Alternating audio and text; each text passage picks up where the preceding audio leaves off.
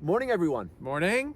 Finance on the dock with Welcome. a good Italian cup of espresso. And this Really. is actually called It is cold, Italian espresso. which Italian will hate, by the way. You know, when you order a coffee in Italy, you shot it, right, and you're done. But by the way, we are drinking the real deal. I mean, it's an Italian. It's called Illy. It's from Trieste. It's the best espresso in the world. ILLY. People don't think it's Italian, but it is. We're drinking Italy. And that's the Ferrari of coffee. I actually needed a good cup of coffee because I actually kind of woke up in a bit grumpy. Been in a You bad woke mood. up pissy this morning. All like negative. Well- I pick him up and all of a sudden I'm like, what's going on? You're like the most positive guy I know.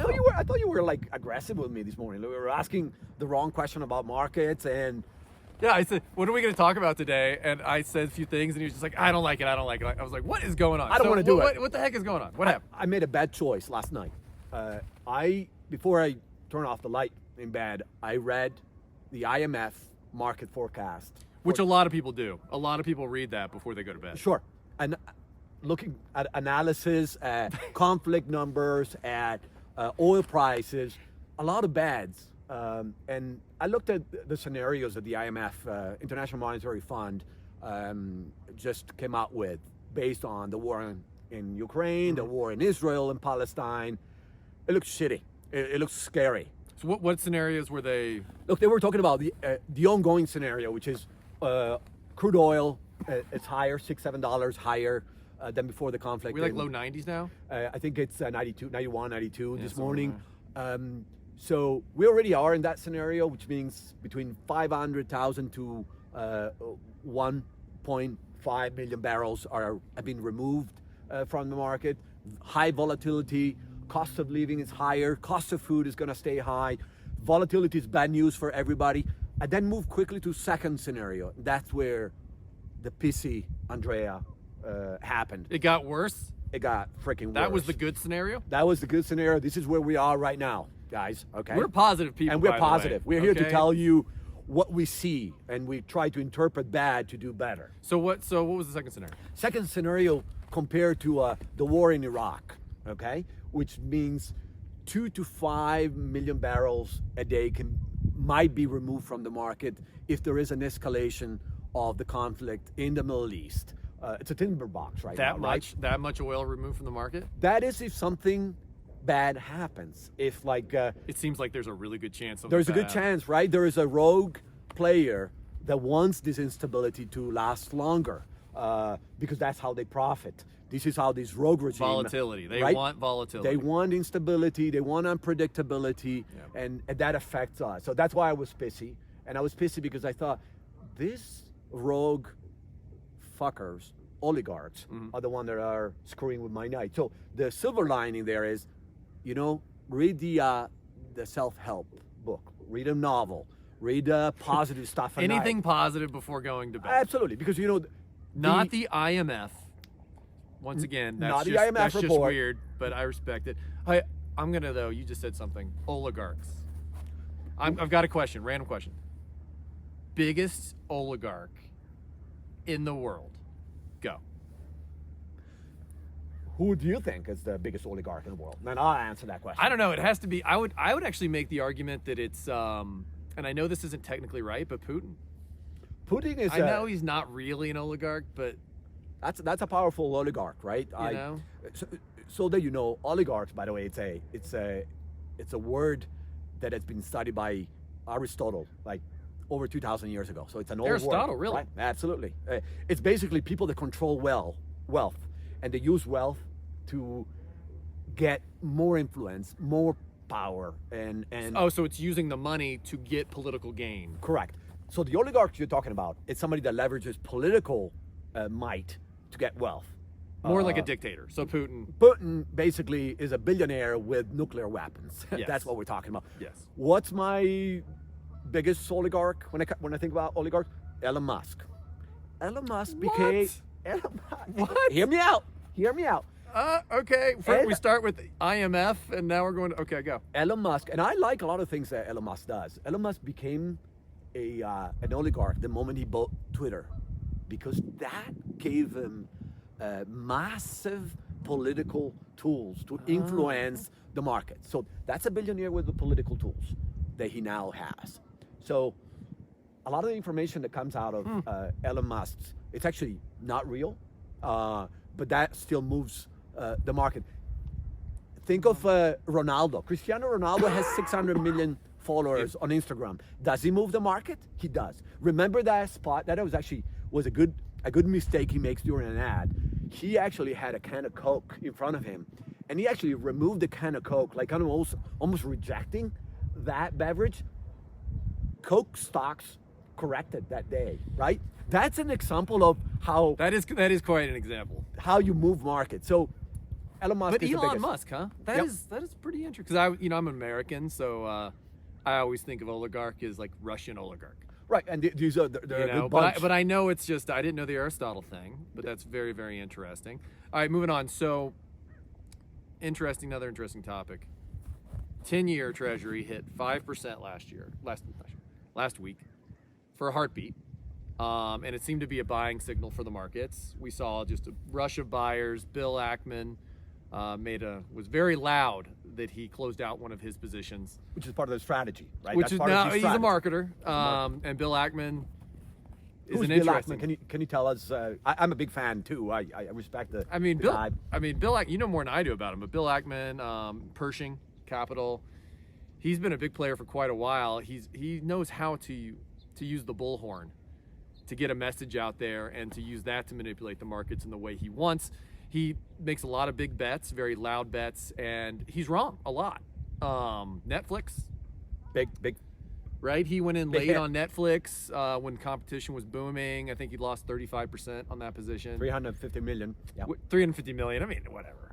Pocket change. Pocket Whatever. change. But he's right more than he's wrong over a 20, 30-year career. I couldn't agree more. 100%. Does it have it wrong? Is this like Yeah. So back to it. What do you think? Is it a marketing stunt? I mean, remember, these guys are very visible.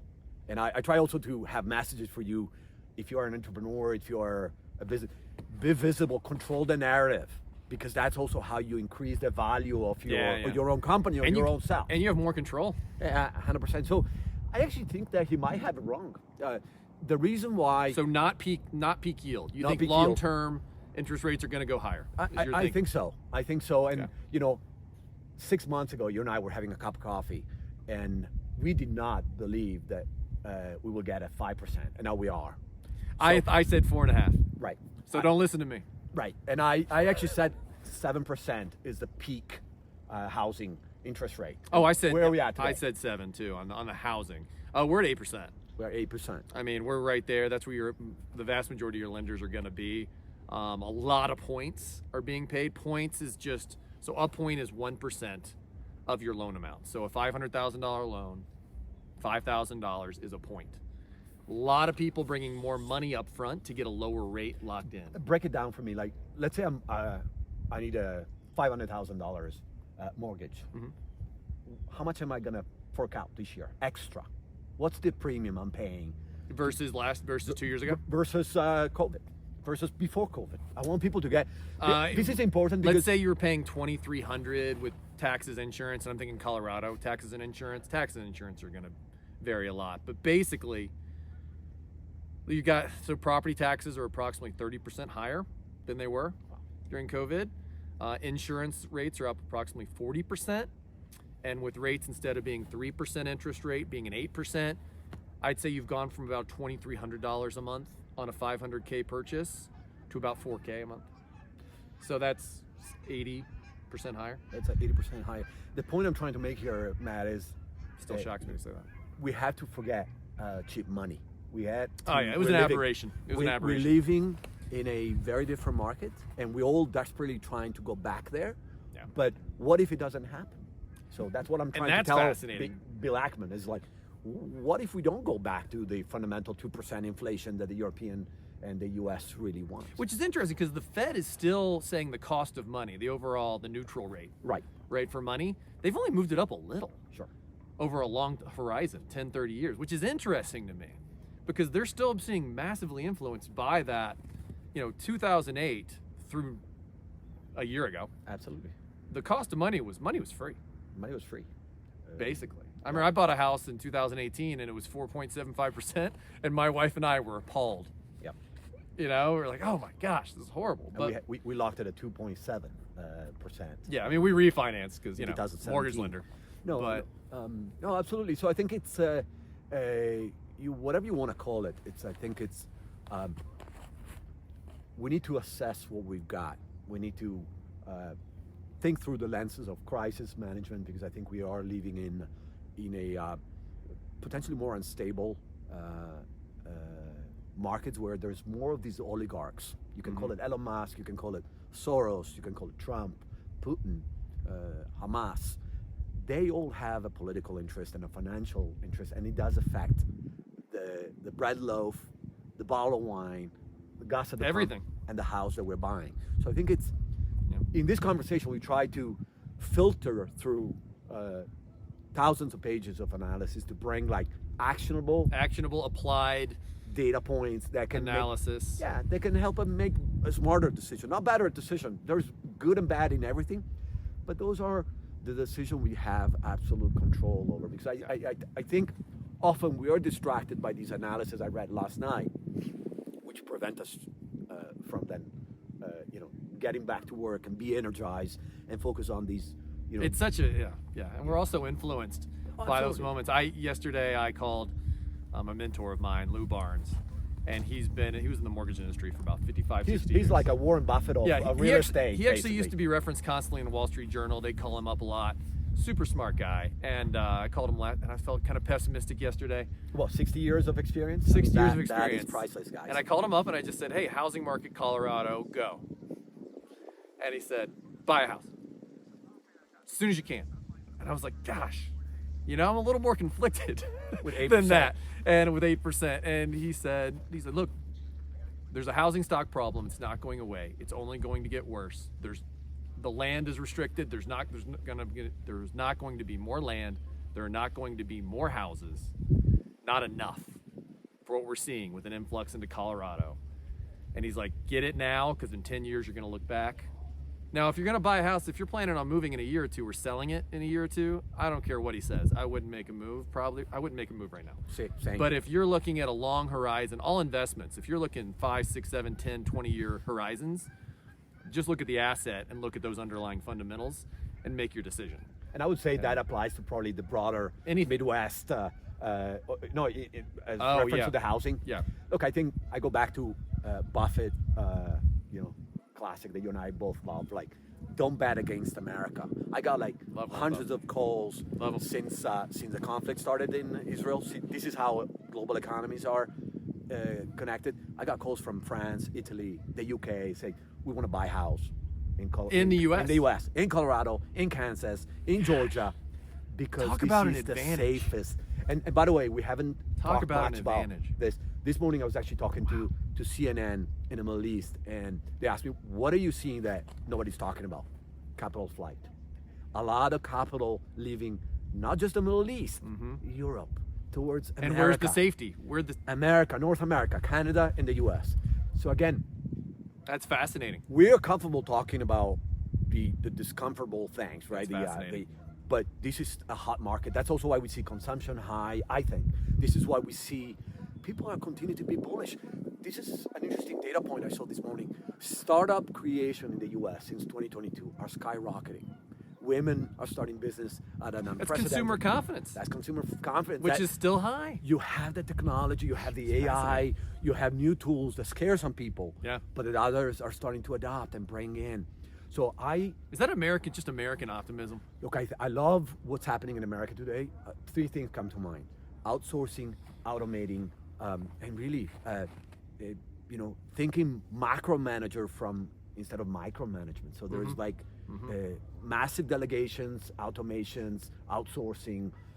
I love that, and so I think rather than maybe we can jump to the technology, because a lot of people are, particularly in Europe, are fearful. I look at Italy, which is banning Airbnb and Uber everywhere. There's a fear of technology taking away jobs. I think in the US and North America in general, we have let's be early adoption. Yeah. Let's see how it can be my reskilling and the reskilling of millions of people. It's less protectionist in general. 100%. You know, which is the opposite of, you know, like a Donald. Like it's interesting to see the Republicans become more protectionist.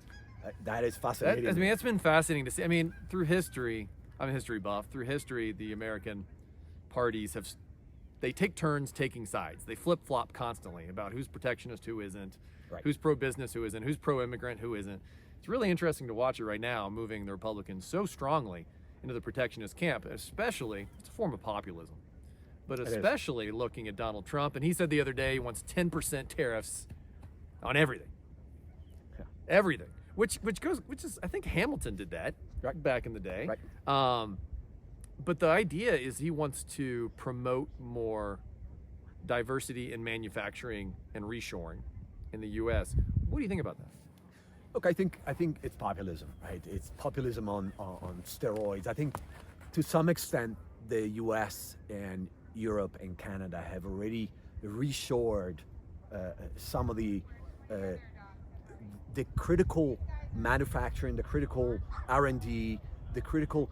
Let's regionalize. People don't know actually that the U.S.